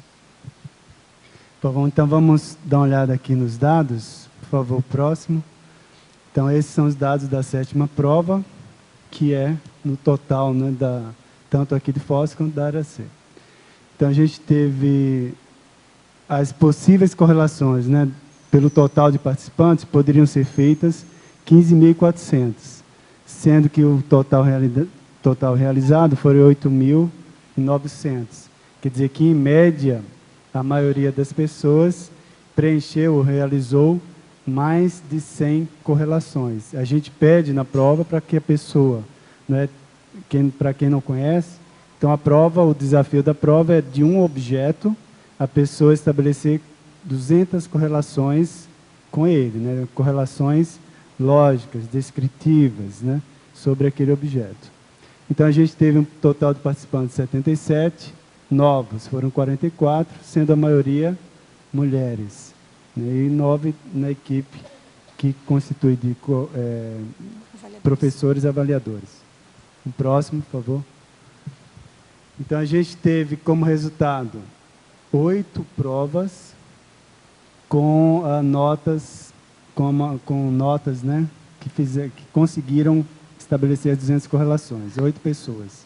Isso a gente percebe, né, dentro das 7 edições da prova, que o nosso desafio continua sendo, né, chegar a 200 correlações, ou seja, conseguir realizar 200 correlações e, claro, né, 200 correlações qualitativas, né, que tenham aí um resultado, sejam validadas do ponto de vista da avaliação. Então, são 2 desafios. Um deles é chegar aos 200, que não é uma coisa fácil. E o segundo é, dentre os 200, então, conseguir um maior número de assertividades, né? Então, a gente teve a maior nota, 8,7, que foi o objeto vagão de locomotiva. Né? Professor João Paulo, né? Realizada pelo professor João Paulo. Isso, está no ranking deste ano. Seguida, então, vejam, tem 2 critérios também que a gente usa para ver o proveito da prova. Claro, o ideal é a pessoa fazer mais correlações e ter mais itens validados, que foi o caso do professor João Paulo com o vagão. E também tem o caso da professora Miriam Kunz, que ela não fez os 200, fez 128, então vejam só, mas veja o percentual de aproveitamento, né? De 128, 118 foram consideradas válidas. Então, ela teve um excelente percentual de aproveitamento. Próximo, por favor. Então, notas acima de 7,5 tivemos somente 2, as notas entre 5 e 7,5, 8, e notas entre 2,5 e 5 foi a maioria. Então, isso indica que tivemos algo em termos de correlações aproveitadas, né, entre 25 e 50 e 100, desculpe, entre 50 e 100 correlações aproveitadas na prova. Ou seja, das 200, que é o previsto, a gente teve a maioria se concentrando entre 50 e 100 correlações positivas, ou seja, assertivas. É importante ressaltar que nessa prova, se nós conseguimos, por exemplo, fazer 100 correlações e acertarmos a 100, a nossa nota será 5. Quer dizer, a nota é calculada frente ao solicitado, que são 200 correlações. Então, às vezes, o aproveitamento é alto dentro daquilo que a pessoa realizou, no entanto, a nota não é tão expressiva, em face de que a nota é calculada frente aos 200 itens, que são os itens solicitados, que é o nosso desafio ou a meta, né? O próximo, por favor. Oi, voltam, passou direto. Não. Pode... Ah, sim, isso. Aqui é o comparativo entre os totais de provas realizadas aqui em Foz do Iguaçu. Então, percebam que a maior participação foi em 2009, o ano da primeira avaliação. Caiu bastante em 2010 e a gente vem, aos poucos, recuperando essa participação. Próximo. As correlações, obviamente, seguem a mesma tendência, o mesmo padrão. Então, maior em 2009 e agora recuperamos até 2013. Próximo. A maior nota, a gente tem uma oscilação aí, sendo a menor, né, entre as maiores, foi em 2012, foi ano passado. A gente tem aí mantido algo entre 8, né, a média é 8 a 9 as maiores notas. Ou seja, essas notas correspondem a cerca de 180 correlações positivas, ou seja, daquelas 200 que são esperadas para serem feitas. Próximo. E a gente aí ressalta aí a participação, o continuismo, né, na participação do Eduardo, do Igor, da Cristina Bassanese, da Marta Ramiro e da Sandra Tornieri, que tem feito as provas durante todos esses anos aí. Com destaque também a Sandra, que teve uma das melhores notas também esse ano, mostrando assim, um efeito positivo aí do continuismo, né, na realização da prova. Né? Nara? Eu gostaria de salientar, nós primeiro gostaríamos de agradecer a participação de todas as pessoas, né, que realizaram a prova da Magística, e nós gostaríamos de destacar e ressaltar que, em se tratando de um empreendimento novo, né, uma ideia muito nova e uma ideia muito avançada, é fundamental a participação das pessoas no sentido de ajudar a fixar esse holopensene da prova da Magística. Nós estamos no 5º ano, são 7 edições, mas são 5 anos, e a gente imagina que até o 10º ano a gente vai poder começar a colocar que a gente está entendendo mais ou menos algumas coisas com relação à prova da Magística, e em razão do tão consistente e tão complexa que é que é esse mecanismo avaliativo. Então, nós gostaríamos, primeiro, de agradecer demais as pessoas que têm realizado a prova, principalmente as pessoas que realizaram as 5 edições da prova, porque elas nos ajudam a fixar o Holopensene e também nos ajudam com seus feedbacks comparativos de um ano para o outro, né, a verificar os avanços das pessoas, ou das suas performances diante da prova, e isso ajuda também a gente ter argumentos para esclarecer e para estimular outras pessoas a realizarem. E eu queria aproveitar a oportunidade para lançar aqui uma campanha, né, já de divulgação para a próxima edição. A gente está passo a passo tentando chegar no 130 ou 127 de novo, que foi o marco da primeira prova. Quem sabe a gente consegue isso no ano que vem. E aí nós contamos, então, com a colaboração daqueles que fazem a prova e, portanto, conhecem a experiência para nos ajudarem na divulgação, desde já, que a próxima edição da prova, que é a 8ª, é em maio do próximo ano, então. Muito obrigada. Obrigado, professora Nara. Contamos com a presença de vocês. Nossas pontuações de hoje, tivemos 70 assinaturas no livro de presença, 15 perguntas presenciais, 21 online. Teremos o recado da Isabel sobre o Congresso dos Intermissivistas, o encontro de empreendedorismo com a Isabel, a Eliana com o curso Verbetografia, o Amin, Escola do Parapsiquismo, o Cícero com o curso Biografologia. O Guilherme Montenegro agora com o Congresso dos Intermissivistas.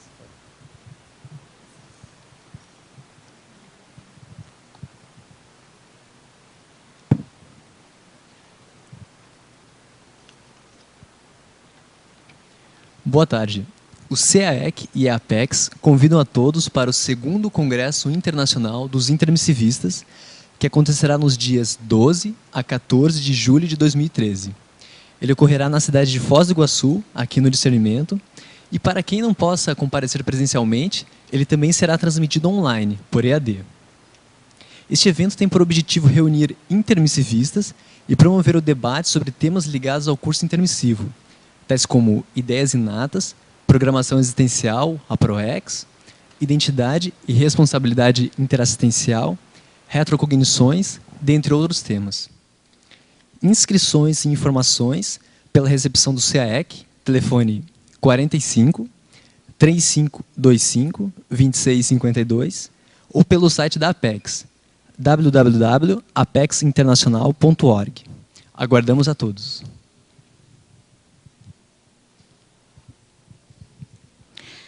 O Conselho das Empresas Conscienciocêntricas da Unicim convida a todos os empreendedores e aos interessados no assunto, no tema empreendedorismo, para o 3º encontro de empreendedorismo Cognópolis Foz do Iguaçu, rumo a 2035. Dia 21, 22 e 23 de junho próximo. Nós destacamos a palestra de sexta-feira com o professor Luciano Vicenzi, gratuita, aberta a todos. O objetivo do nosso encontro é desenvolver e implementar um ambiente propício à criação e desenvolvimento de empresas sustentáveis na Cognópolis Foz do Iguaçu, no Paraná, tendo como escopo o ano de 2035. Então, novamente, destacamos a participação, contamos com a presença de todos na palestra, e os interessados poderão se inscrever através do e-mail empreenderccci@gmail.com e pelo telefone 45, para quem está fora de Foz, 91 18 5400. Contamos com todos vocês. Obrigada. Se você quer escrever um verbete para a Enciclopédia da Conscienciologia, a Prece da Verbetografia, o CAEC, possui um programa especializado para ajudar você nessa tarefa, nesse desafio. É o programa Verbetografia, que já acontece há alguns anos, e ele hoje está acontecendo no sistema EAD, na educação à distância. Então, você, de qualquer parte do Brasil ou do mundo, pode fazer as aulas online e toda quinta-feira ter uma aula de tira dúvidas com a presença dos professores.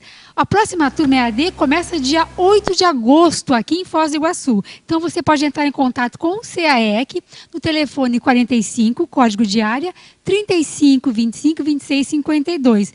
E no dia 21 de agosto inicia uma nova turma EAD, mas com as aulas presenciais, ou seja, nas quartas-feiras, a turma, né, geralmente que mora aqui em Foz, terá as aulas presenciais, acompanhando a revisão de a construção e a revisão de todo o seu verbete pela equipe de professores, e ao final do curso, como já tem acontecido, o seu verbete pode estar pronto e já para ser enviado para a revisão final, e logo você estará aí onde hoje o professor Pedro nos brindou com mais um verbete. Então, dia 8 de agosto, EAD, à distância, com as aulas né, na quinta-feira, e dia 21 de agosto, então, presencial para quem mora aqui em Foz do Iguaçu. Então, para se inscrever, é só entrar em contato com o CAEC. Muito obrigada. Boa tarde a todos. O nosso convite é para a Escola de Parapsiquismo. Nós vamos ter uma turma que vai se iniciar agora em julho, dia 15 de julho. Essa modalidade é anual, a duração da escola tem 1 ano de duração e ela é composta de 3 módulos. Cada módulo desse é composto de 5 dias, onde nós vamos desenvolver as competências parapsíquicas. É uma metodologia inovadora baseada no desenvolvimento de competências. E entre os módulos também tem uma série de atividades, principalmente para os alunos que não residem em Foz, que podem continuar desenvolvendo as competências. Para mais informações, é só consultar a recepção do CAEC, o telefone 45 3525 2652. Obrigado a todos. Boa tarde, eu quero divulgar o curso Biografologia presencial aqui em Foz do Iguaçu. Esse é um curso que ele trabalha muito com a ideia de pesquisa de biografias com enfoque no paradigma consciencial. Então tem uma relação muito forte com o autoestudo, com a autopesquisa, a busca muitas vezes de trafores ao fazer um estudo de biografias. Também vai trabalhar bastante com a visão, com a percepção da própria parasociologia, da grupo karmologia, da conviviologia e da interassistenciologia, que está envolvida em todo o processo de estudar biografias. Então a gente trabalha muito forte com a própria metodologia em si, ou seja, quais as melhores formas, as formas mais otimizadas para estudar biografias. E a gente também apresenta algumas biografias como forma de exemplo até de trabalhar com essas metodologias. O curso ele vai iniciar daqui a 2 finais de semana, nos dias 29 e 30, e o segundo módulo será nos dias 10 e 11 de agosto. Então tem até um tempo aí entre um módulo e outro, para que o aluno, o participante, se tiver interesse de pesquisar alguma biografia, ter as suas experiências aí ao longo desse período do curso. Então fica o convite. Para mais informações, vocês podem procurar qualquer voluntário da Apex, ou então as inscrições na recepção do CAEC. Muito obrigado a todos. Para amanhã teremos o verbete Holocoerência Individual. A especialidade é a autocoerenciologia. A autoria da professora verbetógrafa Marilene Hagagnin. Obrigado pela sua presença e até amanhã.